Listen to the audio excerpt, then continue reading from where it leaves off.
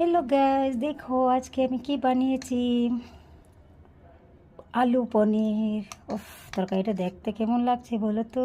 আমার কাছে তো লাগছে হেভি টেস্ট হবে। একটু বেশি ঘন জল করেনি, বেশি একটু পাতলা পাতলা করে।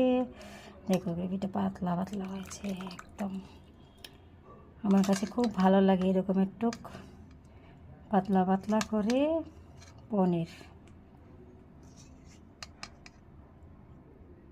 বাস, পনিরগুলোকে একটু ছোট করে নিয়েছি, কারণ আমাদের দেশের মতো পনির তো আর পাওয়া যায় না। এখানে পনিরের বিশাল দাম গাইস, বিশাল দাম পনিরের।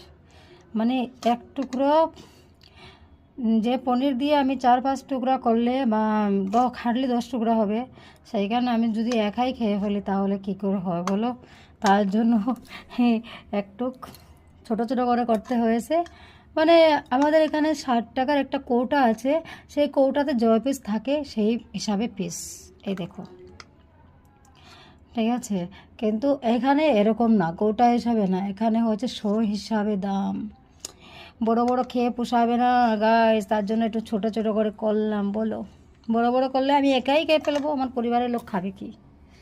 তো দেখো আজকে আমি খাচ্ছি পনির, আলু পনির। যেহেতু আমাদের আজকে নিরামিষ, কারণ আমার হয়েছে সোমবার আজকে।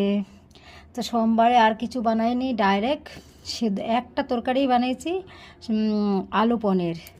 ব্যাস একটু পাতলা পাতলা করে ঝোল আর দিয়ে খাবো। আর সকালবেলা খেয়েছি ঘি আলু সিদ্ধ ভাত, হয়ে গেল। রাতে দেখি আবার কি করতে পারি। তো আজকে সোমবারের খাবার এই হলো। Bye bye, tata.